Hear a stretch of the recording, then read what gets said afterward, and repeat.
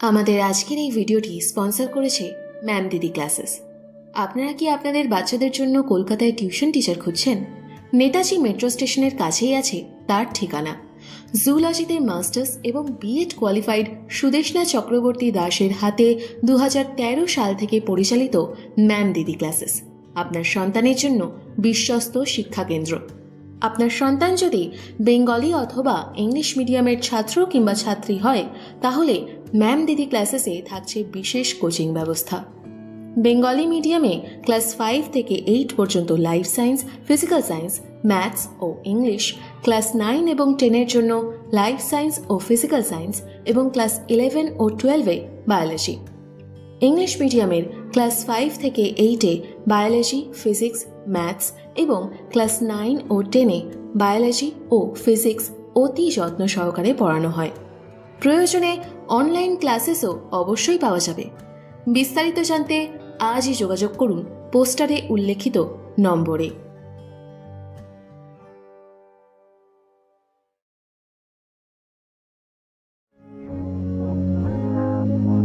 স্টোরিওলিক্স, ভালো থাকুন, ভালোবাসায় থাকুন।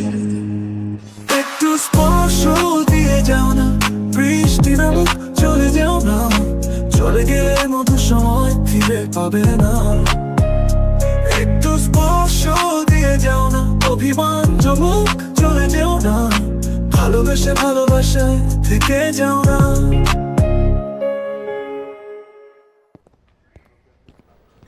ব্যস্ত সকাল, একের পর এক পেশেন্ট দেখে চলেছে ডক্টর অয়ন মুখার্জি।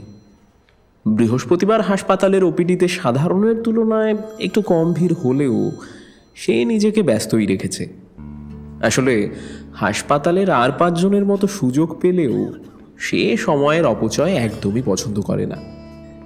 এই মাত্রাতিরিক্ত নিয়মকানুন মানার জন্য কলিগদের মধ্যে বেশ একটু অন্যরকম কথাবার্তা চলে ওকে নিয়ে, যদিও এর জন্য তাদেরকে মোটেও দায়ী করে না অয়ন।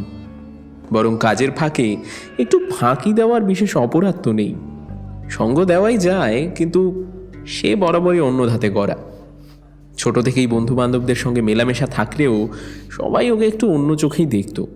একটু বিজ্ঞ, সেকেলে আর বয়সের তুলনায় বেশি গুণী, ভাবুক প্রকৃতির ছেলে। সমবয়সী অন্যান্য যে কোনো কিশোরেরই সাধারণ স্বভাব বিরুদ্ধ, তাই সে দলে থেকেও কেমন জানি দল ছুটুয়েছে। যে সময় সদ্য কলেজে ওঠা পড়ুয়ার মনে স্বাধীনতার অবাধ্যতা প্রথম ফুটে উঠেছে সিগারেটের টানে কিংবা বয়ঃসন্ধির ছোঁয়াতে, সেই সময় নিজের জগতেই নিজের বাধ্যতার আদর্শ প্রতীক বানিয়ে রেখেছিল সে। কিন্তু আজকের বাস্তবে সবাই গ্লাসের মধ্যে রামভক্ত হলেও সেই আদর্শ ছেলে রাম বইয়ের পাতাতেই হারিয়ে গিয়েছে বহুকাল আগে। যেমন যুগের চাহিদাতে আমাদের ক্লিনিক্যাল ট্রেনিংয়ের ফাইনাল ইয়ারে থাকা নায়ককেও হার মানতে হয়েছে। তাই পছন্দের অবাধ্যতাগুলোকে আজ ডিসিপ্লিনের মোড়কে ঢাকতে শিখে গেছে সেই ছোট্ট ছেলেটা। যাই হোক, সামনের জনকে ছেড়ে দিয়ে পরের পেশেন্টকে ডাকতে উদ্যত হলো ডক্টর মুখার্জি। এমন সময় পাশের ঘর থেকে একজন নার্স এসে বললেন, স্যার, একটু রিফ্রাকশন রুম 2-তে আসবেন, ডক্টর সিনহা আপনাকে ডাকছেন। ডক্টর সিনহা হলেন এই জডি। তিনি ডাক পাঠিয়েছেন মানে বিশেষ দরকারি হবে। তাই তড়িঘড়ি উঠে পাশের রুমে চলে গেল অয়ন। গিয়েই দরজায় নক করে ভেতরে ঢুকতেই একটু থমকে দাঁড়ায়। ঘরের মধ্যে চেনা মুখ অনেকেই, কিন্তু সামনেই যিনি চেয়ারে পেশেন্ট দেখছেন সেই মানুষের সঙ্গে এই জডি ম্যাডামের ঠিক মিল নেই। ছোটোখাটো গোলগাল চেহারা হলেও ইনি বেশ যুবতী। মেঘের মতো ঘন কালো অবাধ্য চুলগুলো একটা ক্ল্যাচার সহযোগে বাধ্যতার শেকলে আটকানো। পরনে একটা ব্লু জিন্সের ওপর লাল কুর্তি আর তার উপরে অ্যাপ্রনে ঢাকা। অয়ন ঠিক তার পেছনেই দাঁড়িয়ে। একটু অবাক হয়ে রুমের অন্যদিকে দাঁড়িয়ে থাকা ডক্টর কল্পনার সঙ্গে চোখাচোখি হলো, আর ওই মাধ্যমেই ওই অজ্ঞাত পরিচয়ের ব্যাপারে জানতে চাইল অয়ন। চোখের ভাষায় লুকোনো অয়নের প্রশ্নটা বুঝতে অসুবিধা হলো না কল্পনার, বরং উত্তরে এক অদ্ভুত ভঙ্গিমায় তাকালো কল্পনা। মাস্কের পেছনে মুচকি হাসিটা অবশ্য বুঝতে অসুবিধা হলো না অয়নের। কিন্তু অপরদিকে এই অপরিচিতা রুমের মধ্যে ঘটে যাওয়া ঘটনার একটাও পাত্তা দিল না, যেন তিনি বুঝতেই পারছেন না যে ঘরের মধ্যে অপর একজন ব্যক্তি প্রবেশ করেছে। ব্যাপারখানা অয়নের কাছে বড়ই অদ্ভুত ঠেকলেও সে কিছু না বলে একটা চেয়ার টেনে চুপচাপ বসে পড়ল আর মন দিয়ে সেই অপরিচিতার কাজ দেখতে থাকলো। তিনি এখন মনোযোগ দিয়ে পেশেন্ট দেখে চলেছেন আর ওই সময়ের মধ্যে একবারও ফিরে তাকায়নি। চেষ্টা করেও অপরিচিতার মুখখানা এখনো দেখতে পায়নি অয়ন। ইতিমধ্যেই ডক্টর সিনহা চলে এসেছেন এবং এসেই সেই অপরিচিতার দিকে প্রশ্ন ছুড়ে বললেন, হোয়াট হ্যাপেন সৃজয়ী? এত দেরি কেন হচ্ছে? তোমার অবজারভেশন কি এখনো বাকি? হ্যাঁ ম্যাডাম, ইটস ডান। বেশ, তবে প্রেসক্রিপশনটা দেখাও। যেমনটা বলা তেমনটাই কাজ। একটা কাগজে পটাপট নিজের ফাইন্ডিংসগুলো লিখে ঘুরেই কাগজখানা ম্যাডামের দিকে এগিয়ে দিল সৃজয়ী। রুমের সবাই মন দিয়েছে সেই কাগজে, শুধু একজন বাদে, ডক্টর মুখার্জি। যেন খেয়ালই নেই সেই কাগজে। তার দৃষ্টি আটকে রয়েছে সেই অপরিচিতার মুখের দিকে। তার গলার স্বরের রেশ যেন এখনো কাটিয়ে ওঠা যায়নি। তার মনের দৃশ্যটা বর্ণনা করলে ঠিক এই রকমই দাঁড়াবে। ভোরের ফোঁটা প্রথম সূর্যের আলোর মতো বর্ণে কুমোরটুলির ছাঁচে গড়া একখানা ছোট্ট মুখ, যার মধ্যে সুন্দর তুলির টানে ফুটে উঠেছে দুখানা টানা টানা চোখ, সুন্দর লম্বা ভুরু আর ঠিক মধ্যিখানে একটা ছোট্ট কালো টিপ। তার মধ্যে হালকা বাদামি রঙের মণি, যেন গ্রাম বাংলার মাটিতে মেশানো পুলি।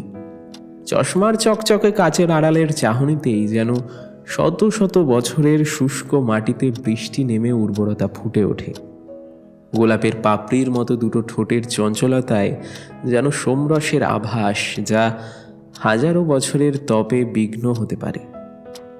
অয়ন ভাবে, কে জানে তার কণ্ঠস্বর ভেসে আসলে কেমন শোনাবে তার নামটা। Ayan, Ayan, doctor Mukherjee, are you listening? হঠাৎ ডক্টর কল্পনার ডাকে বিদ্যুতের চমকে হুঁশ ফিরল অয়নের। এইসব কি ভুলভাল চিন্তা চলছিল কিছুই বুঝতে না পেরে ঘোর কেটে যেতেই নিজের আশেপাশে চেহারাটা দেখে একটু ইতস্তত বোধ করল সে। কি ব্যাপার, এই জগতে আছেন নাকি অন্য কোথাও হারিয়ে গেছেন?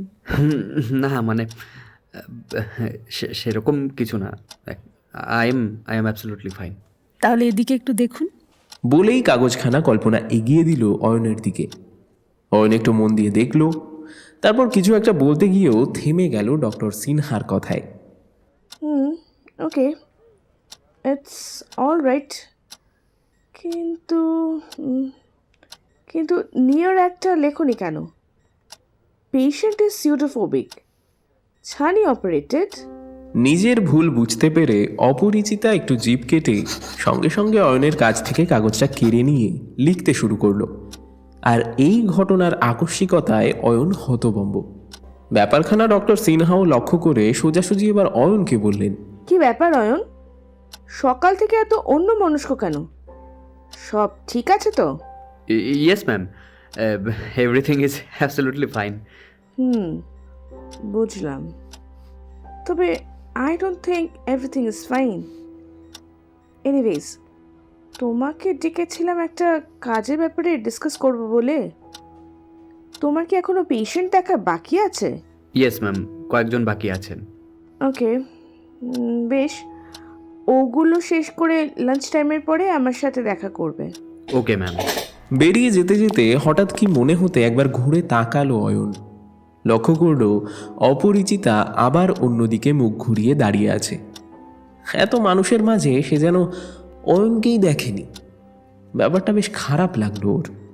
মনে মনে ভাবল, কি মেয়ে রে বাবা, এত অ্যাটিটিউড কিসের ভাই?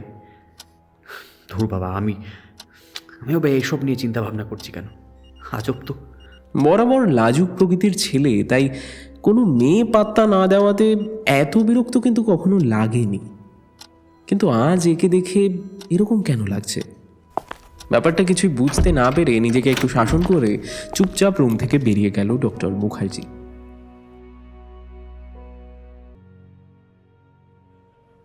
লাঞ্চ সেরে করিডোর পেরিয়ে নিজের রুমের দিকে এগোচ্ছে অয়ন। যেতে যেতেই আবার থমকে দাঁড়ায় এই চটির রুমের সামনে। খোলা দরজার ফাঁকে স্পষ্ট লক্ষ্য করা যাচ্ছে সকালের দেখা সেই লাল কুর্তি ব্লু জিন্স অপরিচিতা। হেসে হেসে ডক্টর কল্পনার সঙ্গে কি যেন কথা বলে চলেছে, আর সেই চঞ্চল স্বভাবে ক্রমশ বিপত্তি বাড়াচ্ছে মুখের ওপর পড়ে আসা লাগাম ছাড়া সেই খোলা চুলের আনাগোনা।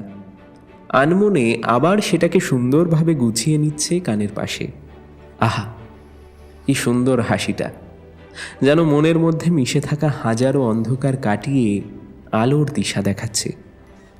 কে জানে কতক্ষণ অয়ন সেখানে দাঁড়িয়েছিল, সে নিজেও খেয়াল করেনি। সম্বিত ফিরল ফোনের রিংয়ে।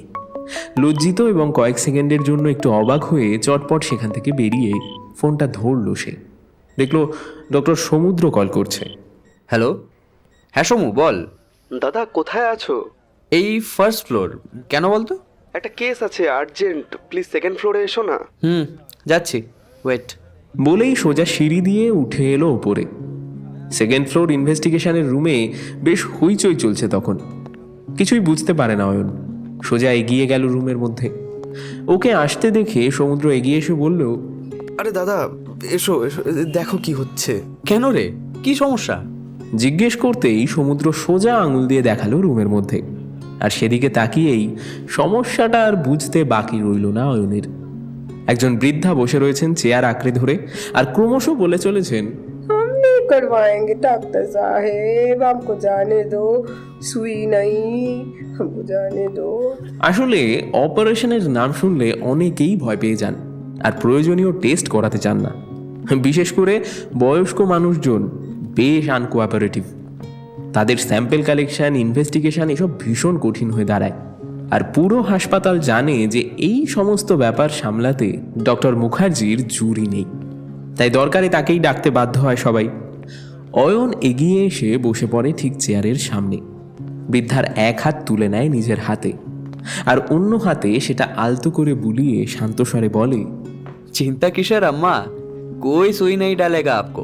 मैं हूं ना आपका बेटा, देखता हूं कौन मेरे माँ को दर्द देगा। দায়িত্বের সঙ্গে সহানুভূতি মেশানো কথাটাতেই যেন ওষুধ হয়ে গেল। মুহূর্তেই বৃদ্ধা চুপচাপ শান্ত হয়ে সুন্দর করে সব টেস্ট করালেন অয়নের কাছে।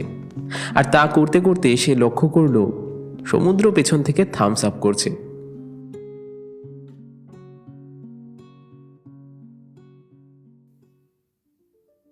ওহে বনলতা, কেন দেখা দিলে সময়ের প্রান্তে? আগন্তুক কালবৈশাখী ডেকে দিলে অজান্তে। চাহনি তুমি, হয়তো ভাবিনি আমিও, বদ্ধ চোরা বালির মাঝে আবার কোথাও দেখা হবে। কোনোদিন জানবে নাকি থাকবে অগোচরে, তোমার শ্রী বার্তা দেবে নতুন এক ভোরের। জানান দেবে বৃষ্টি শেষের সিক্ত বাতাস, জানান দেবে দিগন্তের ওই রামধনু, ঝড়ের আগে দাঁড়িয়ে থাকা ওই গাছ চিরদিন তোমার ছায়া হতে চেয়েছিল। এখন থাক সে মিশে থাকা মাটির গন্ধ, আবেগের তরি সময়ের চাকায় বদ্ধ। শুধু তোমার ফুটে ওঠার অপেক্ষা, আর সন্ধ্যার মাটিতে তোমার শেষ ফুলের আবদার। নিজের ফোনে নোটসে প্রিয় ডায়েরির পাতা বলে সেভ করে রাখা ফোল্ডারটা এবার বন্ধ করলো অয়ন। ওপিডি প্রায় শেষ, তাই নিজের রুমে কিছুটা অন্যমনস্ক হয়ে জানালার দিকে তাকিয়ে বসেছিল। ও কী নিয়ে ভাবছিল তা কিছুই জানে না, কিন্তু হঠাৎ একটা ডাকে ঘোর কাটল। কি ব্যাপার ডক্টর মুখার্জি, ফিরেছেন এই জগতে? অয়ন ঘুরে লক্ষ্য করে তার ঠিক সামনের চেয়ারে বসে আছে কল্পনা। একটু লজ্জার সঙ্গে হেসে উত্তর দিল অয়ন, আরে তুমি কখন এলে? সেই সব ছাড়ো, খবর শুনেছ কি? খবর? কিসের খবর? বাবা, কিছুই জানো না বুঝি? তাহলে সকালে ওরকম হুব্বা হয়ে কেন ছিলে বলো তো? ব্যাপারটা একটু স্পষ্ট করে বললে তবে জানতে সুবিধে হতো। ওফ বাবা, এত বিরক্তি কিসে বলো তো তোমার? আচ্ছা বলছি, সকালে দিকে দেখলে তো? প্রথম দিনে এই এইচওডি ম্যাডামের কাছে কেমন ঝাড় খেলো। দি মানে? ও আচ্ছা, তুমি কি ডক্টর দাশগুপ্তর কথা বলছো? আরে বাস, নামও জানা হয়ে গেছে দেখছি। ম্যাডাম আমাকে ডেকেছিলেন ডিউটি রোস্টার বানাতে, তিনি বললেন নতুন একজন কনসালটেন্ট জয়েন করেছেন, ডক্টর সৃজয়ী দাশগুপ্ত। উনি প্রথম কয়েকদিনের জন্য আমার সাথে এই রুম 3তেই পোস্টেড থাকবেন, তাই আমার ডিউটিগুলো একটু ওলট পালট হতে পারে, সেই সূত্রেই জেনেছি। তবে এর মধ্যে তুমি যে দিদি পাতিয়ে ফেলেছো এই খবরটা নতুন জানলাম, সেটা বলতে পারি। মোটাই নতুন না, সৃজয়দি তো আমার সিনিয়র, আমরা একই ইনস্টিটিউট থেকেই পাস আউট। আচ্ছা, তাই নাকি? তা বেশ, তো তোমাদের ভালোই সুবিধে হবে তাহলে। এই কিসের সুবিধা বলো তো? এই তোমাদের পিএনপিসি আসরে আরেকজন বাড়লো। এবার কথাটা যে খুব একটা ভালো লাগেনি কল্পনার, সেটা তার বদলে যাওয়া মুখভঙ্গিতেই বোঝা গেল। তাই ব্যাপারটা একটু সামাল দিতেই অয়ন বলে, আরে জোকস অ্যাপার্ট, তবে তোমার সিনিয়র বেশ গম্ভীর, তাই না? ধর একদমই না, বরং বেশ বিসুখী। আমার তো মনে হলো না, উল্টে অ্যাটিটিউড বেশ। আরে না না, হঠাৎ করে ম্যাডাম একটু ইন্টারভিউ করছিলেন না, তাই আর কি। তবে তুমি বেশ কৌতূহল দেখাচ্ছ, কি ব্যাপার বলো তো? পছন্দ হলো নাকি? এই কথাটা মোটেও আশা করেনি অয়ন।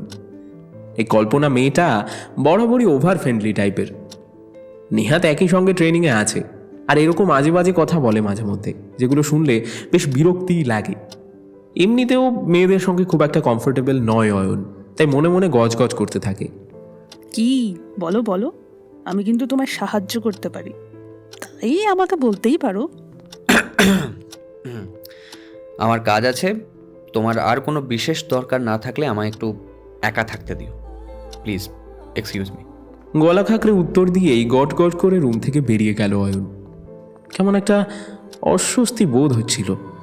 এটা ভালো না খারাপ ঠিক বুঝে উঠতে পারল না।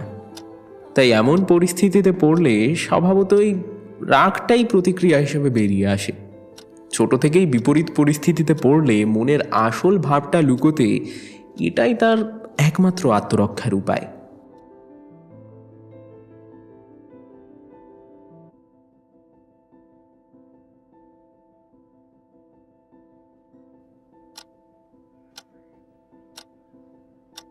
আজ অনেকদিন পর সকালবেলার শিফট পাওয়া গেছে, তাই ফুরফুরে মেজাজে কানে ইয়ারফোন গুজে পছন্দের গান চালিয়ে চেম্বারে বসে আছে অয়ন। এই সময় সাধারণত হাসপাতাল ফাঁকাই থাকে, ওপিডি খুলতে এখনও অনেকটা সময় বাকি, তাই সিস্টেমে বসে নিজের কিছু কাজ সেরে রাখছিল। হঠাৎ তার চোখ দরজার দিকে যেতেই সে লক্ষ্য করল সেদিনের দেখা সেই অপরিচিতা দাঁড়িয়ে ভেতরে উঁকি মারছেন। অয়নের সঙ্গে চোখাচোখি হতেই নিজে থেকে রুমের ভেতরে ঢুকেই বললেন, হাই। মুহূর্তের যেন সময়টা আটকে গেছে অয়নের। কি বলবে কি করবে সেসব বুঝতে না পেরে একটু হকচকিয়েই গেল, কিন্তু মুখে সেই ভাবটা বুঝতে না দিয়ে নিজেকে একটু গম্ভীরভাবে বলল, হ্যাঁ, হ্যালো, আপনি মানে আপনি কি নতুন joining? Yeah, welcome to our hospital ma'am, please have a seat. Thanks. আমি অয়ন মুখার্জি, ট্রেনি হেয়ার। এ বাবা, আপনি দাঁড়িয়ে কেন? বসুন প্লিজ। আর আমাকে ম্যাডাম বলতে হবে না। না মানে আপনি তো সিনিয়র আর কি। আরে না না, আমি রিসেন্ট পাস আউট, বরং আপনাকে ট্রেনি হিসেবে একটু বড় লাগছে তাই তো? আসলে আমি লেট জয়েন, আগে একটা কোর্স করে কিছুদিন প্র্যাকটিস করেছি, পরে এখানে সুযোগ পাই। আরে তাই নাকি? তাহলে তো আপনিই আমার সিনিয়র হলেন। এই প্রফেশনে তাহলে বেশ ডেডিকেটেড আপনি বলতে হয়। না মানে তেমন কিছু না, ওই আর কি, মানুষের জন্য কাজ করতে ভালো লাগে। আর প্রফেশনালি আপনি আমার চেয়ে সিনিয়র পোস্টে, তাই রেসপেক্ট দেওয়াটা আমার কর্তব্য বা প্রফেশনাল কার্টসি বলতে পারেন। আমার তো এত ধৈর্য নেই বাবা, এই কাজবাজ অনেক চাপ, এই পেশেন্ট, তার উপর পড়া, ঠিকঠাক কাজ নেই, কাজ থাকলে স্যালারি নেই, সব ঠিক তো ম্যানেজমেন্টের সমস্যা, এই হসপিটাল, ওই চেম্বার, এই কেস প্রেজেন্টেশন, ওই ডিজিজ, সেই ওটি, আইপিডি, ওপিডি, আর কতগুলো টেস্ট। মেয়েটা বলেই চলেছে, আর এইদিকে আমাদের নায়ক যেন ব্ল্যাঙ্ক। সেকেন্ডের মধ্যেই কেমন যেন সব হয়ে গেল। কালকে যেই মেয়েটাকে বড্ড অ্যাটিটিউড বলে বিরক্ত লাগছিল, আজকে হঠাৎ এত বাজে বকা শুনতে ভালো লাগছে কেন? কি ভাবছেন রুক্ষ সূক্ষ্ম মানুষ একটা, যে কখনো ঠিক করে কোনো মেয়ের সঙ্গে কথাই বলতে পারেনি কখনো, একটুখানি লজ্জা ও ইতস্তত বোধ থাকলেও কি সাবলীলভাবে এই অজানা অচেনা অপরিচিতার সঙ্গে বাক্যালাপে মত্ত হয়ে পড়ল শুধুমাত্র কয়েক মিনিটের মধ্যে? হ্যাঁ, এমনটাও হয় নাকি? ঠিক একই প্রশ্নটা অয়নের মাথাতেও ঘুরছে, কিন্তু সেটা মেয়েটাকে বুঝতে দেয়নি, বরং নিজের চীনা গণ্ডির বাইরে বেরিয়ে এরকম একটা অনুভূতি হয়তো জীবনে প্রথমবার উপভোগ করছে। তাই মেজাজের রুক্ষতাকে একটু সাইড দিয়ে একটু খোলা হাওয়া আসতে দেবার সুযোগ করে দেওয়া হয়েছে একবার। আগাগোড়া ইন্ট্রোভার্ট মানুষ হিসেবে হয়তো এই প্রথম তার অপ্রয়োজনীয় আলাপ।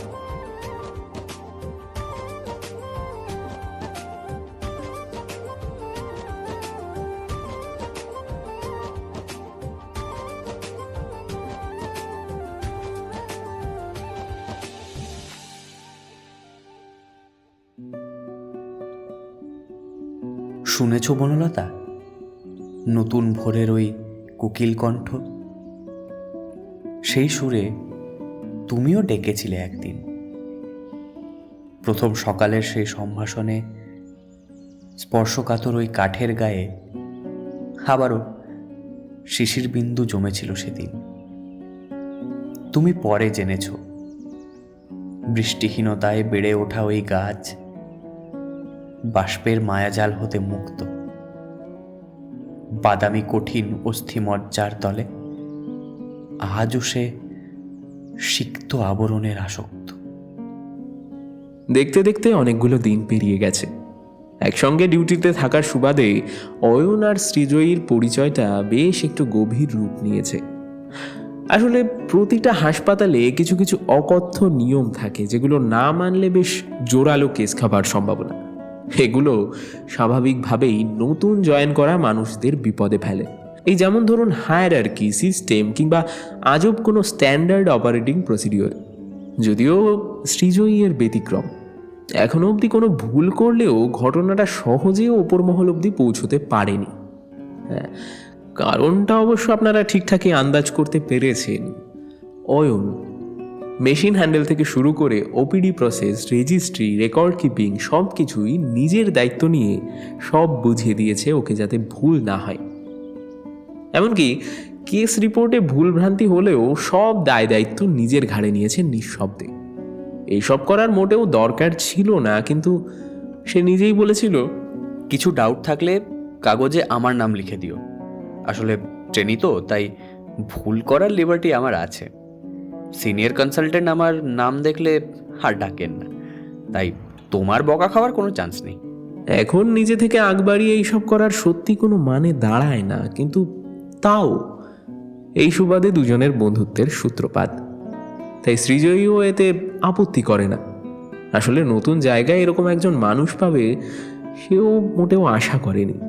হাসপাতালে একমাত্র অয়নের সঙ্গেই তার সবচেয়ে বেশি কথা হয়, তাই ব্যাপারটা আপনি থেকে তুমিতে করাতেও খুব বেশি সময় লাগেনি। এর মধ্যেই রুমে থাকা নিয়ে দুজনের মধ্যে ছোট্ট একটা ঝগড়াও হয়ে গিয়েছে, যেখানে সৃজয়ী বেশ ঝেড়েও দিয়েছিল অয়নকে। কিন্তু অয়ন পাল্টা জবাব দেয়নি। বয়সে সে বড় হলেও চুপচাপ মাথা নিচু করে শুনে নিয়েছে। কেন করলো সেটা অয়ন নিজেও জানে না, শুধু করেছে সেটাই জানে। তবে এই জিনিসটা একটা নতুন কিছুর জন্ম দিয়েছিল, একটা অনুভূতি, যেটা বেশ ভালো লাগছিল ওর। হয়তো এই প্রথম ওর রুক্ষ মেজাজের পেছনে লুকিয়ে থাকা একটা ছেলে নিজের আবেগকে প্রকাশ করতে শিখছিল।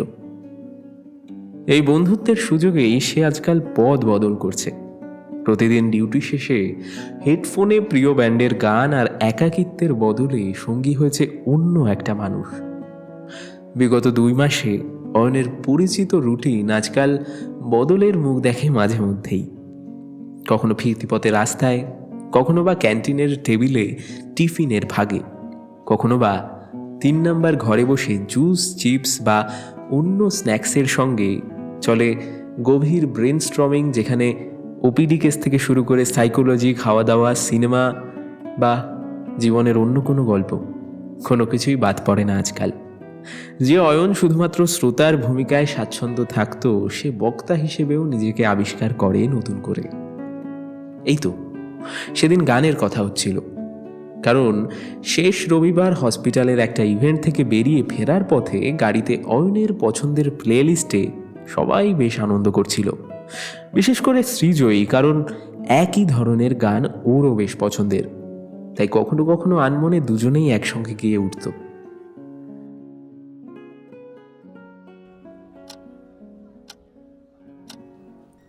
একটা সাধারণ দিনের তুলনায় আজকে ওপিডি কম। লাঞ্চ ব্রেকের পর দুজনেই একই রুমে বসে আছে। সৃজয়ী নিজের ফোন নিয়ে ব্যস্ত, আর অয়ন সেদিকে অপলক দৃষ্টিতে তাকিয়ে।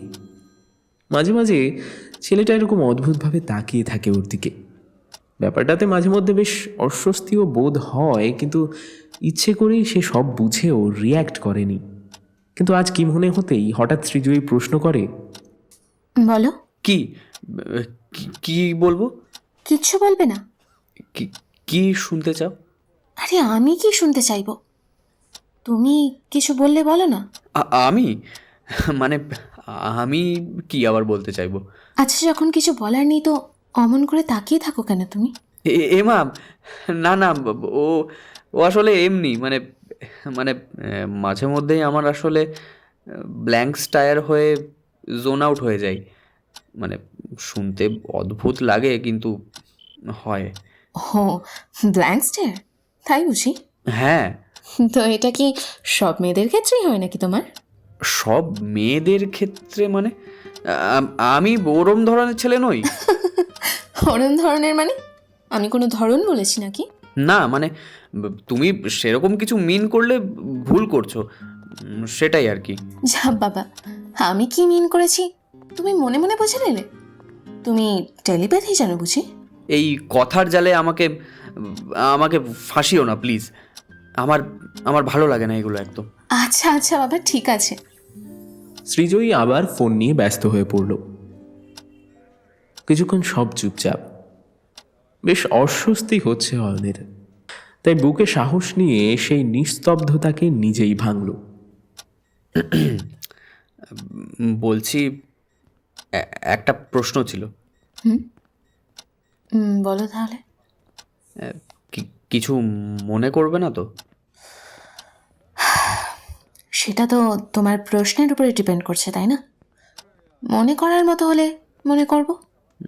না তাহলে থাক, করে লাভ নেই। আচ্ছা, এই লাভ ক্ষতির হিসেবটা না হয় আমার কাছেই থাক। তুমি বলো না কি বলবে। আমার আবার এসব খোঁচা মেরে রেখে দেওয়ার ব্যাপারটা না একদম পছন্দ নয়। বলো তো।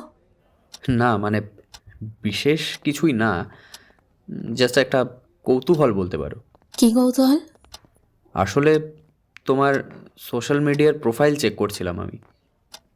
সেখানে একটা জায়গায় একটা লাইন বেশ নজর কেড়েছিল। জীবনে তুমি সেটাই পাবে যেটা চাওয়ার সাহস তোমার থাকবে। এই কথাটা তুমি বিশ্বাস করো? হ্যাঁ, করি। কেন? অবিশ্বাস করার মতো কিছু আছে নাকি এতে? না তা নয়, কিন্তু সাহস করে কিছু চাইলেই সেটা সত্যিই পাওয়া যায়। সব সময় পাওয়া যায় কিনা জানি না, তবে হ্যাঁ, পাওয়ার একটা সম্ভাবনা নিশ্চয়ই তৈরি হয়।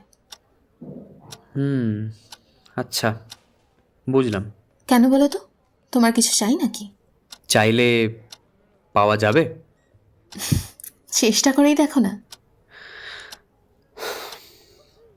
সময় চাই, দেবে? মানে? মানেটা খুব সোজা। তোমার জীবনের থেকে কিছুটা সময় চাই, কোল্ড কফি সহযোগে।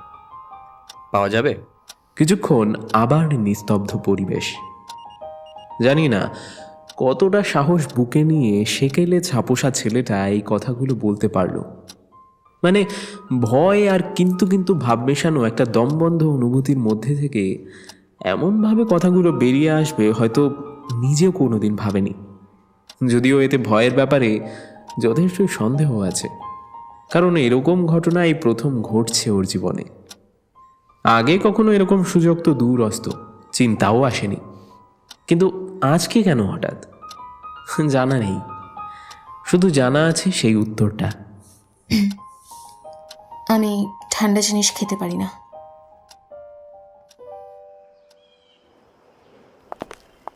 ওদের একসঙ্গে ডিউটির শেষ দিন ছিল আজ। ফেরার পথে ওদের মধ্যে প্রায় কোনো কথাই হয়নি। ছোট রাস্তা ছাড়িয়ে এবার বড় রাস্তায় ওঠার জন্য একটা ক্রসিং বেরোতে হবে, কিন্তু গাড়ির ভিড়ে ওরা রাস্তার এক ধারে দাঁড়িয়ে পড়েছে। হঠাৎ অয়ন নিজের হাত বাড়িয়ে দেয় সৃজয়ের উদ্দেশ্যে। সেও সেদিকে তাকিয়ে আনমনেই নিজের হাতটা রাখে ওর হাতে। তারপর মুহূর্তেই গাড়ির ভিড় কাটিয়ে রাস্তার অন্য দিকে উঠে আসে দুজনে। তারপর আবার হাঁটা শুরু। এখনো কোনো কথা নেই। হঠাৎই সৃজয়ী খেয়াল করে তার হাত তখনও অয়নের হাতে। আঙুলগুলো একে অপরের সঙ্গে শক্ত করে জড়িয়ে একে অপরের পাশে হাঁটছে দুজনে। হঠাৎ দাঁড়িয়ে পড়ে ও। মুহূর্তের মধ্যেই সেই হাতটা ছাড়িয়ে ছিটকে দূরে সরে আসে সে। টান পেয়ে অয়নও হতভম্ব হয়ে যায়। কিছুক্ষণ দুজনেই হতবাক। সৃজয়ী ব্যাগ থেকে জলের বোতলটা বের করে ঢকঢক করে কয়েক চুমুক জল খেয়ে নিল, যেন কোনো এক আতঙ্কের মুহূর্ত থেকে বেরিয়ে আসার ভ্রান্ত চেষ্টা করছে সে। অয়ন সেদিকে তাকিয়ে বিশেষ কিছু বলতে পারে না, শুধু জিজ্ঞেস করে, ঠিক আছো তুমি? উত্তর এলো ঠিকই, কিন্তু দুজনের মধ্যে এখন কেমন একটা ইতস্তত ভাব এসে গিয়েছে। সেই ভাব নিয়েই দুজনে এগিয়ে চলে। কিছুক্ষণ পর দুজনে পৌঁছে যায় সৃজয়ীর ফ্ল্যাটের সামনে। এই এক রাস্তাতে ইদানিং যাওয়া শুরু করেছিল অয়ন। অন্যদিকে ওর রুমের রাস্তাটা রয়েছে, কিন্তু এইদিকে ঘুরে যাবার আসল কারণটা সৃজয়ীর সঙ্গে গল্প করার সুযোগ। কিন্তু আজ পুরো রাস্তাতেই দুজনের কোনো কথা হয়নি। সৃজয়ী প্রায়ই ফ্ল্যাটের নিচে অয়নের সঙ্গে কিছুক্ষণ কথা বলে, তারপর ভেতরে যায়। কিন্তু আজকে সরাসরি সেদিকে না গিয়ে রাস্তার উল্টো দিকে রেস্টুরেন্টের সামনে ফাঁকা জায়গাতে দাঁড়িয়ে পড়ে। অয়নও তাকে অনুসরণ করে দাঁড়ায় ওর সামনে। কিছুক্ষণ একে অপরের দিকে তাকিয়ে থাকে দুজন। তারপর ভারী গলায় সৃজয়ী বলে, এখন কার সাথে কথা বলছি আমি? মানেটা তুমিও ভালোই বুঝতে পারছো অয়ন। হসপিটালের তুমি আর এখনের তুমির মধ্যে তফাৎ আছে। তুমিই বলেছিলে আমাকে। না, পারছি না। কেন মিথ্যে বলছো? তুমি সত্যি চাও না আমি কি বলছি, নাকি জেনেও বুঝতে চাইছো না? কোনটা? আমি কিন্তু একটা মেয়ে অয়ন। একটা ছেলের তাকানো দেখে বুঝতে পারি সে কি ভাবছে। তোমার একটা স্পর্শই যথেষ্ট তোমার উদ্দেশ্য বোঝানোর জন্যে। দেখো, আজকেই তোমায় কিছু কথা স্পষ্টভাবে বলতে চাই। আশা করি তুমি বুঝবে। এই যে আমার প্রতি তোমার কেয়ার, সব জিনিসে আমায় গাইড করা, রাস্তায় নিজের ভিড়ের ঠেলা খেয়ে আমায় এগিয়ে দেওয়া, আমার জন্য টিফিন আনা, শেয়ার করা, আমার পছন্দের জুস চকলেট আমার টেবিলে রেখে দেওয়া, আমার ছোটোখাটো প্রয়োজন অপ্রয়োজনীয় জিনিস নজর করা, আমার পছন্দের গান, আমার পছন্দের অভ্যেস, সব কিছুতেই আমায় আগলে থাকা, এগুলো তুমি কেন করছো আমি ভালোই বুঝতে পারছি। দেখো অয়ন, আমি তোমায় হার্ট করতে চাই না। তুমি খুব ভালো একজন মানুষ, একজন ট্যালেন্টেড ডাক্তার, এবং তুমি যা করো একদম মন থেকে করো। কিন্তু তোমার এই যে আমার প্রতি এতটা এফার্ট আমাকে আমাকে অস্বাভাবিকভাবে অস্বস্তিতে ফেলে। এইসবে আমি আমি মোটেই অভ্যস্ত নেই। এগুলো আমার মোটেই পছন্দ নয়। মাত্রাতিরিক্ত কোনো জিনিসই আমার পছন্দ নয় অয়ন। বিশেষ করে কেউ যদি এইভাবে গায়ে পড়ে সহানুভূতি দেখায়। কিছু কিছু জিনিস একটা লিমিট পর্যন্তই ভালো লাগে, তার চেয়ে বেশি হলে সেগুলো বিপজ্জনক হয়ে ওঠে। তাই কিছু ক্ষেত্রে একে অপরের জন্যে কিছুটা বাউন্ডারি বেঁধে দেওয়া উচিত, বুঝলে? আমার কিছু জিনিস ভালো লাগে, আবার কখনো লাগে না। কখনো আমি আনন্দ পাই, আবার কখনো কিছুই মনে হয় না। তবে কখন কিভাবে আমার কোন জিনিসটা প্রয়োজন সেটা তুমি কখনোই পুরোটা বুঝতে পারবে না অয়ন। আমি জানি এই কথাগুলো শুনে তুমি আমায় ভুল ভাবতে পারো, কিন্তু এটাই আমি। আমি আমি সত্যি কথা মুখের উপরে বলতে পছন্দ করি, আর অনেকেই আমাকে পছন্দ করে না সেই কারণে। তা বলে আমি কাউকে জাজ করি না, আর আশা করি আমাকেও যেন কেউ না করে। কিন্তু সমস্যা হচ্ছে একটা মানসিক বোঝাপড়া, যেটা তোমার বোঝার নয় অয়ন। প্লিজ কিছু মনে করো না, কিন্তু সত্যি তুমি সে নও যাকে আমি চাই।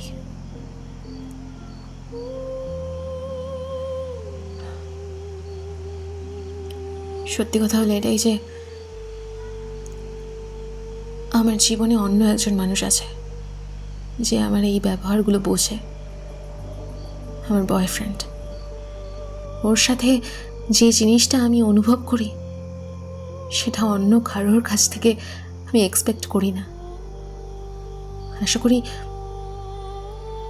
তুমি বুঝতে পারছো আমি কি মিন করছি। দেখো, সত্যি বলতে তোমার মধ্যে আমি একজন ভালো মানুষ, একজন নিঃস্বার্থ বন্ধু খুঁজে পেয়েছি। আমার মনের মধ্যে তোমার একটা অন্যরকম প্রতিচ্ছবি আছে যেটাকে আমি খুব সম্মান করি। হসপিটালের প্রত্যেকটা মানুষ তোমাকে ভালোবাসে। এই কিছুদিনের মধ্যে তোমার সাথে সময় কাটিয়ে আমিও বুঝেছি তারা কেউই ভুল নয়। হয়তো কখনো আমিও চেয়েছিলাম তোমার মতো একজন বন্ধু আমার পাশে থাক, কিন্তু আমাদের দুজনের পথ আলাদা। আমি এখানে নতুন এসেছি, তুমিও ট্রেনিং শেষে চলে যাবে কিছুদিন পরেই। আমি চাই না তোমাকে আর আমাকে নিয়ে কথা হোক, তোমার ইমেজ নষ্ট হোক আমার কারণে। তাই প্লিজ তোমার কাছে একটাই রিকোয়েস্ট, যে আমার থেকে একটু একটু দূরত্ব বজায় রাখো। এটা আমাদের দুজনের ক্ষেত্রেই ভালো হবে। আশা করি নিজেকে জীবনে মেলে ধরার জন্যে অনেক সুযোগ তুমি পাবে, তাই এগিয়ে যাও অয়ন। সকালে যে প্রশ্নটা আমায় করেছিলে, তুমি যে জিনিস চেয়েছিলে, সেই সময় যে উদ্দেশ্যে তুমি সেটা চেয়েছো, সেটা আমার পক্ষে দেওয়া সম্ভব নয়।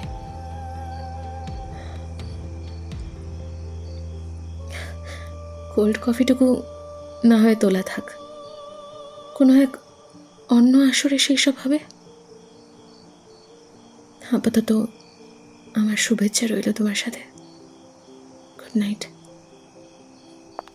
কথাগুলো বলেই চুপ করে পেছনে ফিরে নিজের অ্যাপার্টমেন্টের দিকে এগিয়ে গেল সৃজয়ী। পেছন ফিরে সে একবারও তাকায়নি। কিছুক্ষণ এক জায়গায় দাঁড়িয়ে থাকার পর অয়নও হাঁটা দিল নিজের রাস্তায়।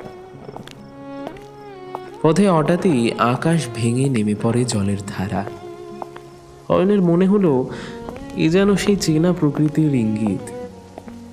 মনের মধ্যেকার সব চাপা আবেগ যেন সে ফিরিয়ে দিয়েছে অন্য রূপে। ব্যাগ থেকে ছাতাটা সেদিন আর বের করেন, না হলে গাল বেয়ে নেমে আসা নোনা ধারাটা লুকোনো যেত না।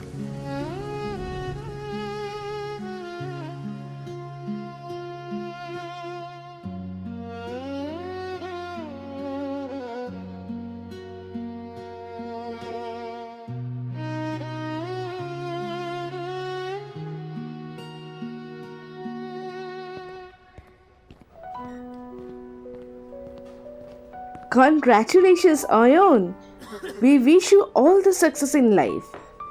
এইভাবেই প্র্যাকটিস চালিয়ে যাও আর মানুষের সেবা করে যাও। I am proud of you, really really I am proud of you. এখান থেকে যাওয়ার পরে আমাদের ভুলে যাবেন না কিন্তু স্যার, যোগাযোগ রাখবেন। একদম দাদা। তবে সত্যি বলতে কি, এই হসপিটালের অফারে এখান থেকেই তুমি কাজ করতে পারতে গো। কোথায় গ্রামে গঞ্জে গিয়ে পড়ে থাকবে? এই কমিউনিটি সার্ভিস ব্যাপারটা খুবই কষ্টকর। হ্যাঁ, কিন্তু অয়নবাবুর তো সহজ জিনিসটাই কঠিন মনে হয় আর কঠিন জিনিসটা সহজ। যদিও এটা আমি জোর গলায় বলতে পারি, আমাদের মধ্যে একমাত্র ওরই ক্ষমতা আছে এরকম একটা কাজের সিদ্ধান্ত নেবার। সত্যি আমারও খুব ভালো লেগেছে তোমার এই কথাটা। তোমার কাছে অনেক কিছু শিখেছি, জেনেছি, অনেক মজাও করেছি। সেই স্মৃতিগুলো আজীবন রয়ে যাবে। ভালো থেকো বন্ধু, তোমার জীবনের সাফল্য কামনা করি। শেষ কথাগুলো বলতে গিয়ে গলাটা একটু বুঝে আসে কল্পনার। এই একটু ইমোশনাল হলেও মেয়েটা সত্যি মন থেকে এবং বন্ধু হিসেবে খুবই ভালো।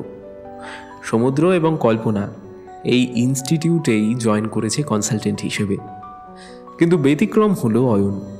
ও ফিরবে নিজের ছোট্ট শহরে, সেখানে আশেপাশে গ্রামে ঘুরে কাজ করবে কমিউনিটি মেডিকেল সার্ভিসে। তাই ট্রেনিংয়ের শেষ দিনে হসপিটালের সবাই একে একে এসে ওকে শুভেচ্ছা জানিয়ে যাচ্ছে।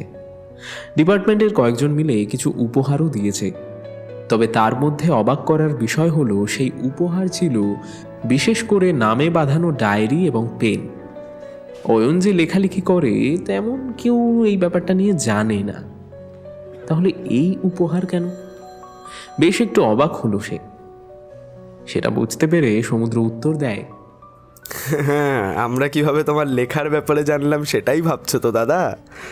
এমনিতে তো তুমি বিশেষ খুব একটা কিছু বলনি ঠিকই, তবে আমরা ঠিক গোপন সূত্রে খবর জোগাড় করেছি। আর এই স্পেশাল জিনিসের প্ল্যান কিন্তু একজনের। টিকা গেস কে সে?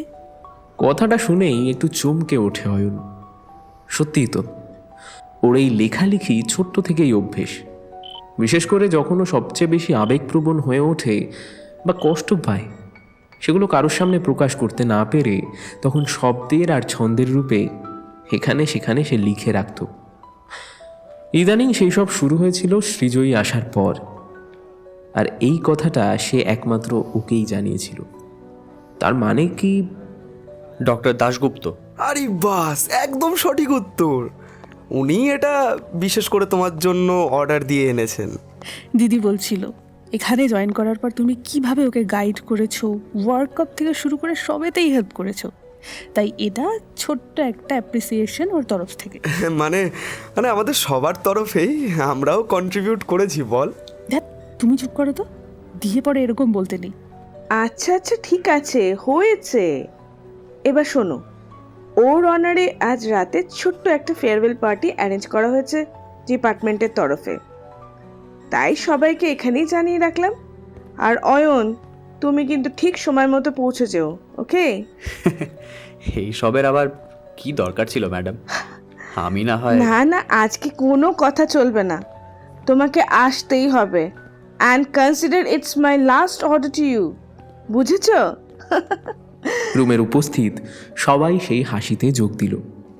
অয়নও তাল মিলিয়ে মুচকে হাসছে, কিন্তু পুরোটাই মেকি। সবাই থাকা সত্ত্বেও একজনের অনুপস্থিতি যেন মনের মধ্যে এখনো একটা অদ্ভুত ভার আড়াল করে রেখেছে, আনন্দকে।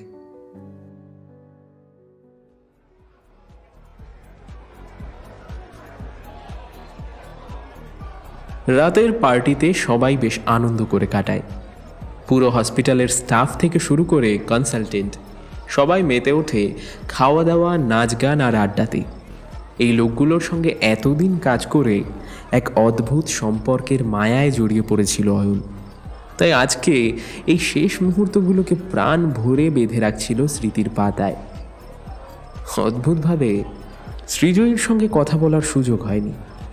কয়েকবার চোখাচোখি কিংবা অন্যদের সঙ্গে কিছু মুহূর্তের মাঝে একসঙ্গে এলেও কথা হয়নি।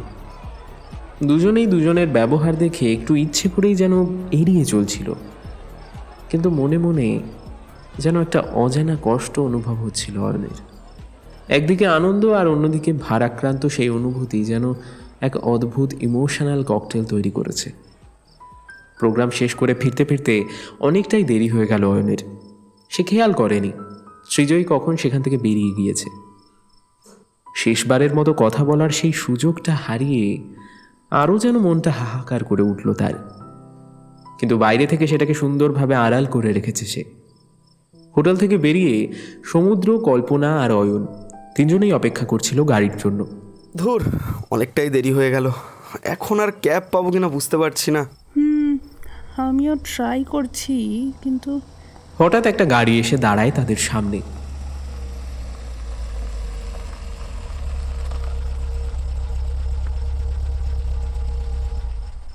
কাঁচটা নিচে নামতেই একজন মধ্যবয়স্কা নারী ভেতর থেকে উদ্দেশ্য করে বলেন, হাই গাইস, রাইডের অপেক্ষা নাকি? সমুদ্র এগিয়ে গিয়ে বুঝতে পারে ইনি হসপিটালের সিনিয়র কনসালটেন্ট ডক্টর সোনালি। ইয়েস ম্যাম, অ্যাকচুয়ালি রাত হয়ে গেছে তো, তাই আর কি। কাম, আমি ড্রপ করে দিচ্ছি তোমাদের। মানে ম্যাম, আপনি আপনি আবার কেন কষ্ট করে? আরে no problem dear, come get in. So nice of you ma'am, thanks. আরে বাবা, এতে থ্যাঙ্কসের কি আছে? তিনজনেই উঠে পড়ে গাড়িতে। নিয়ন আলোর মাঝে বড় হাইওয়ের ওপর দিয়ে চলতে থাকে গাড়িটা। সমুদ্র আর কল্পনা ডক্টর সোনালির সঙ্গে মেতে উঠেছে পার্টির গল্পে, কিন্তু ব্যস্ত শহরের এই শান্ত রূপ যেন অয়নের মনের শূন্যতাকে অনেকটাই হালকা করে দিয়েছে। গাড়ির কাঁচ নামিয়ে বয়ে চলা দুরন্ত হাওয়াতে যেন মিশিয়ে দিচ্ছে সমস্ত অপ্রাপ্তির হিসেব। মনের মধ্যেই নিজের চেনা ছন্দে নিজেকে ফিরিয়ে নিয়ে যেতে চেষ্টা করছে, যেন পেরিয়ে যাওয়া রাস্তার মধ্যেই শেষ কয়েক মাসের সুন্দর স্মৃতিগুলো ছুঁড়ে ফেলে রেখে যেতে চাইছে। কিছুক্ষণ পর অয়নের ফোনটা একটু কেঁপে ওঠে। একটা নোটিফিকেশন। আনমনেই পকেট থেকে ফোনটা বের করে সেটার দিকে চোখ পড়তেই বুকটা যেন হঠাৎ ছ্যাঁত করে উঠল। সৃজয়ী লিখেছে। সত্যি চলে যাচ্ছ? কি উত্তর দেবে সেটা ভেবে পায় না অয়ন। কথা বলার ইচ্ছে তো হচ্ছে, কিন্তু মনের মধ্যে যে অভিমানটা জমে রয়েছে প্রচুর, কি বলা যায় সেটা ভাবতে ভাবতেই টাইপ করে ফেলল। আটকালে না তো আর? যাবার জন্যই তো এসেছিলে, কিভাবে আটকাতে পারি বলো? কথা না বলেই চলে গেলে কেন? কথা বলতে তো তুমিও আসোনি, তুমি তো শেষবারের মতো বিদায় জানাতে এসেছিলে। ভুল তো কিছু নয়, চেয়েছিলাম কথা বলতে, কিন্তু কোন অধিকারে বলবো সেটাই ভেবে পাইনি। অধিকার বোঝানোর জিনিস নয়, ছাড়ো, তুমি বুঝবে না। এইখানেই তো সমস্যা, বোঝো না বলে সবাই চলে যায়, বোঝানোর চেষ্টাটাই কেউ করে দেখতে চায় না। কখন ফিরবে তুমি? কোথায়? কেন, নিজের বাড়ি? আবার কোথায়? আবার তো ফিরবে না তুমি, চলেই তো যেতে চাও। থেকে যাবার তো কোনো কারণ নেই। ইচ্ছে থাকলে কারণও তৈরি হয়ে যায়। হ্যাঁ, তা অবশ্য ঠিক, তবে কাউকে আটকে রাখার ক্ষমতা নিয়তি ছাড়া আর কারণ নেই। হ্যাঁ, তাই তো বলবে এখন, বিজ্ঞের মতো জ্ঞান শুধু। আচ্ছা, তুমি কি কালই চলে যাবে? হ্যাঁ, কাল ভোরের ট্রেনের টিকিট হয়েছে। কেন? না, এমনি জিজ্ঞাসা করলাম, কিছু না। কিছুক্ষণ দুপক্ষেরই নীরবতা। কত কথা বলা হলো, কিন্তু কিছু যেন বলা হয়ে উঠল না। কিছু যেন বাকি আছে, এরকম বারে বারে কেন যে মনে হচ্ছে অয়নের, এ সত্যি বোঝা মুশকিল। হঠাৎ কি মনে হতেই সে লিখল, দেখা করতে চাও? এখন সম্ভব? এখন আর কিছুকে অসম্ভব ভাবি না। কোথায় আছো বলো, আসছি। তবে এত রাতে তুমি ফ্ল্যাট থেকে বেরোতে পারবে? কেউ কিছু বললে? বাঁধন ছাড়ার ইচ্ছে থাকলেও যেন সেই গম্ভীর দায়িত্বমান খোলস ছাড়িয়ে কথাটা এবার লিখে ফেলল অয়ন। মনে মনে জেনেই গেছে এটা সম্ভব নয়, ওর জন্য এতটা কেউ করবে না। এর মধ্যেই গাড়ি এসে থেমেছে একটা মোড়ে, সেখানেই নেমে গেল ওরা। তারপরেই সেখান থেকে একটা অটো ধরে নিল। এখান থেকেই হাঁটা পথ অয়নের রুমে, সঙ্গে কল্পনা আর সমুদ্রও আছে। তাই এই সিদ্ধান্ত, কিন্তু অপ্রত্যাশিতভাবে তখন সৃজয়ীর উত্তর এলো, আগের দিনের সেই এক জায়গাতেই দাঁড়াবো, তোমার উত্তরের অপেক্ষায়। কিছু দূর এগিয়ে একটা জায়গায় অটোটা স্লো হতেই অয়ন বলে, তোরা এগো ভাই, আমার একটা আর্জেন্ট কাজ আছে, আসছি। মানে কি? কি হলো? কোথায় যাচ্ছ? হঠাৎই ধীর চলন্ত অটো থেকে দৌড় লাগালো অয়ন। ব্যাপারখানা দুজনের কেউই বুঝতে পারল না কি হলো ওর, কিন্তু ওই মুহূর্তে ওর কানে সমুদ্রের কথাগুলো আর পৌঁছলো না। ইতিমধ্যেই রাতের আকাশ জুড়ে জমে এসেছে ঘন কালো মেঘের ঘন ঘটা। হালকা হালকা বাতাসকে উপেক্ষা করে অয়ন দৌড়ে চলেছে বিপরীত দিকে। কিছুক্ষণ পরেই সেই জায়গায় এসে পৌঁছয় সে।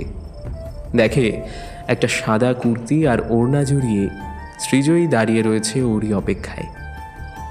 মনে প্রচণ্ড উত্তেজনা নিয়ে হাঁপাতে হাঁপাতে অয়ন সৃজয়ীর মুখোমুখি এসে দাঁড়ায়। ওকে দেখেই একটু লাজুক কিন্তু রুদ্ধস্বরে সৃজয়ী বলে, বলো। কি বলবো? কিচ্ছু বলার নেই বুঝি? বলো, কি শুনতে চাও? আমার ওপর রাগ করেছ? ওই কথাগুলোতে সেদিন খারাপ লেগেছিল তোমার, তাই না? এটা অপ্রাসঙ্গিক। আচ্ছা, তাহলে সেদিনের পর থেকে একবারও কথা বলনি কেন? আমায় এড়িয়ে চলছিলে কেন? আসলে উপযাজক হওয়ার কোনো ইচ্ছে আমার নেই, তাই সেদিন তুমি আমার থেকে কোনো উত্তর জানতে চাওনি, শুধু নিজের কথাগুলোই বলে গেছো।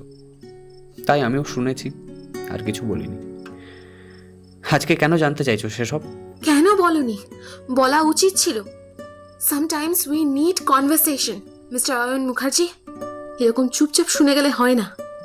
তোমায় উত্তর দিইনি বলে গিল্ট ফিল হচ্ছে, কিন্তু আমি তো এরকমই। কি করব বলো? আমাদের মতো ছেলেদের দিকটা কেউ জানতে চায় না, তাই আমি বলিও না কাউকে। কি লাভ হবে বলে? আবার সেই এক কথা না? এই লাভ ক্ষতির হিসাবটা তুমি ছাড়ো, সেটা আমায় বুঝতে দাও। তুমি বলো অয়ন। কি বলবো? কি বলবো কি আমি? এটাই যে আমি এক্সপ্রেস করতে পারি না ফিলিংস, তাই আমি ইম্পালসিভ। মেয়েদের সাথে কথা বলতে পারি না তাই অ্যারোগেন্ট, নাকি বেশি জিনিস নিয়ে ইনভলভ হই না তাই অ্যাটিটিউড। মানুষটা খুব সহজেই জাজ করে ফেলে, জানো তো? আসল ভেতরের গল্প কেউ জানতে চায় না, ফিলিংস বুঝতে চায় না। সবাই ব্যস্ত শুধু নিজেকে জাস্টিফাই করতে। তাই আমি ফিলিংস লিখে রাখতাম, গল্প বানাতাম, কারণ ওগুলোর মধ্যে দিয়ে আমি আমার একটা শান্তি খুঁজে পেতাম। আসল জীবনে আমাদের মতো ছাপোষা ছেলেদের কেউ গুরুত্ব দেয় না। আমাদের অনুভূতির কোনো জায়গা নেই এই দুনিয়াতে। তাই সেগুলো লুকিয়ে রাখতে রাখতে ভুলে গিয়েছিলাম আমি, ফিল করতেই ভুলে গিয়েছি আমি। তাই মানুষের জন্য, অন্যের জন্য কাজ করি, কারণ কেউ আমারটা না বুঝুক, আমি তো অন্যেরটা বুঝতে পারবো, তাই না? তারপর তুমি এলে, আমার সেই আবেগ, সেই গল্প আবার ফিরে এলো। এতদিন এদিক ওদিক ছড়িয়ে ছিটিয়ে থাকা আমার লেখাগুলো আবার নতুন করে ছন্দ খুঁজে পেল। আমি ফিলিংস ফিরে পেলাম। আর রইল বাকি তোমার কথা। তো হ্যাঁ, আই হ্যাভ ইট। তোমার মধ্যে আমি আমার এক আদর্শ কল্পনার চরিত্রকে খুঁজে পেয়েছিলাম। তাই তোমার সাথে বন্ধুত্ব করতে চেয়েছিলাম, তোমায় আরো ভালো করে জানতে বুঝতে চেয়েছিলাম, কারণ তোমায় আমি অন্য রকম ভেবেছিলাম। কিন্তু কিন্তু তুমিও সেই একই জাজমেন্টাল সমাজের উদাহরণ। এবার বলো, কি উত্তর দিতাম তোমায় আমি? আর দিলেও তোমার কি সন্তুষ্টি আসতো তাতে? আসতো না, তাই বলিনি। আজকে বাধ্য করলে তাই বলে দিলাম। বলেই কিছুক্ষণ চুপ করে গেল অয়ন। সে এতক্ষণ অন্যদিকে তাকিয়ে কথাগুলো বলছিল, কিন্তু সৃজয়ীর দিকে ফিরতেই সে দেখে নিষ্পলক দৃষ্টিতে ওর দিকে তাকিয়ে রয়েছে সৃজয়ী। চোখের মধ্যে একটা লাল আভা স্পষ্ট বোঝা যাচ্ছে, হয়তো জোর করে জল আটকে রাখার ব্যস্ত চেষ্টায় ক্লান্ত। সেই চোখ এখন সরাসরি অয়নের চোখে মিশেছে। দুজনেই এখন নিষ্পলকে একে অন্যের দিকে তাকিয়ে। কতক্ষণ তারা এইরকম ভাবে ছিল কেউই টের পায়নি।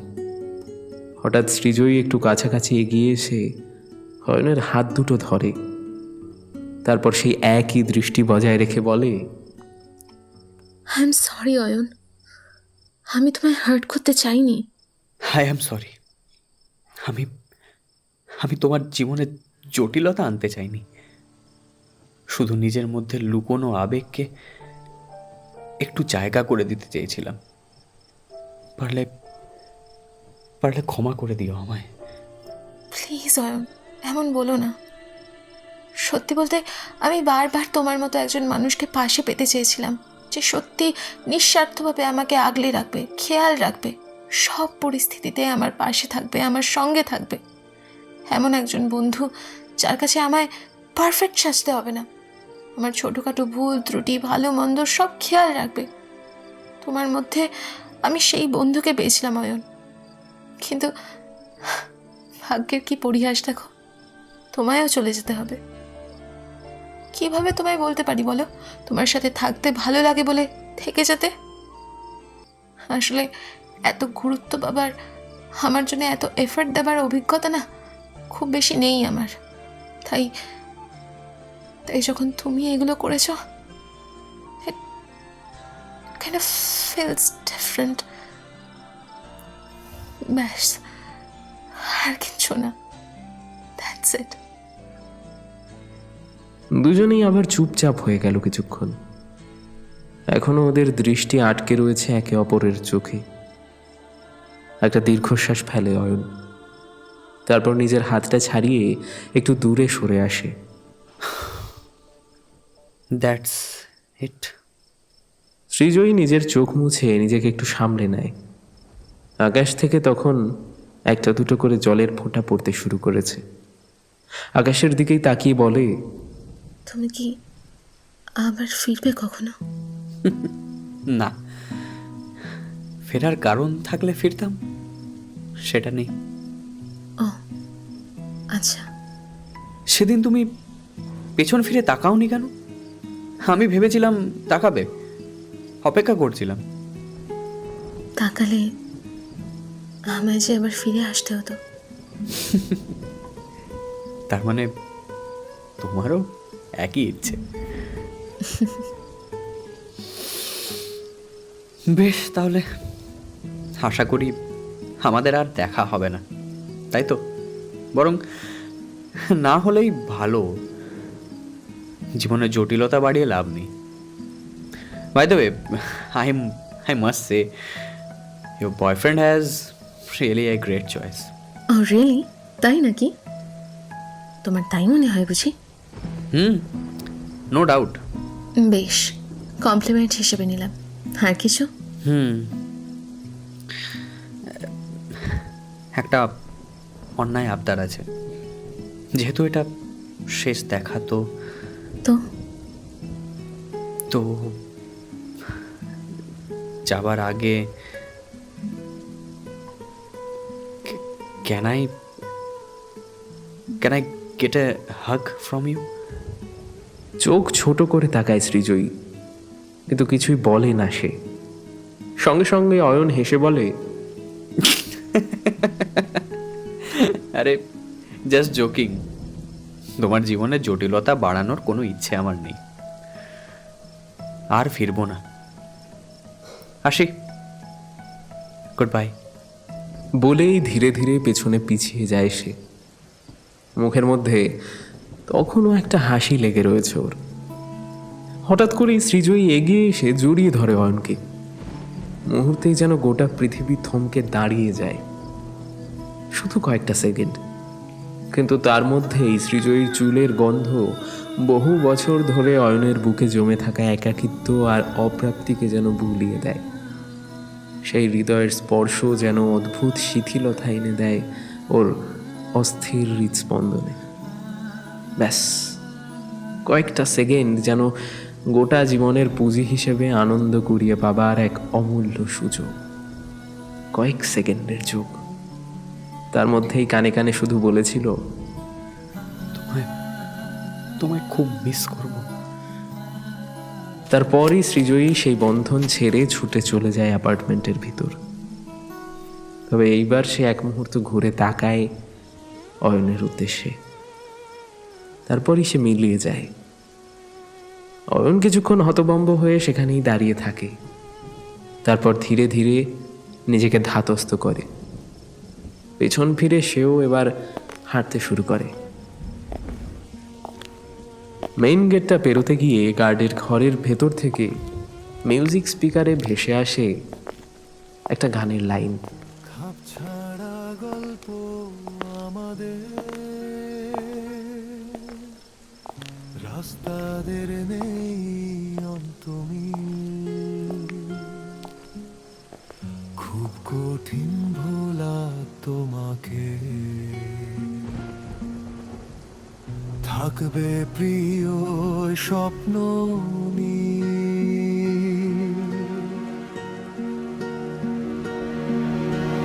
दो पल रुका ख्वाबों का कारवा और फिर चल दिए तुम कहाँ हम कहाँ, दो पल की थी ये दिलों की दास्तां और फिर चल दिए तुम कहाँ हम कहाँ।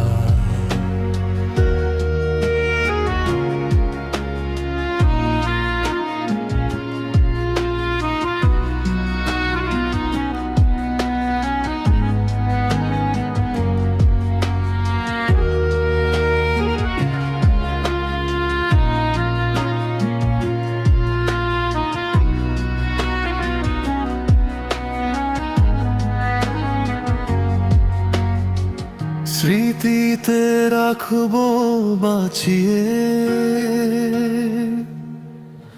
মনেরই কাছে তোমাকে, কেউ ফিরে আসে না আবার, শেষ দেখা পথের বাঁকে, খাপ ছাড়া গল্প আমাদের, রাস্তাদের নেই অন্তমিল, খুব কঠিন ভোলা তোমাকে, থাকবে প্রিয় স্বপ্ন दो पल रुका ख्वाबों का कारवा और फिर चल दिए तुम कहाँ हम कहाँ, दो पल की थी ये दिलों की दास्तां और फिर चल दिए तुम कहाँ हम कहाँ।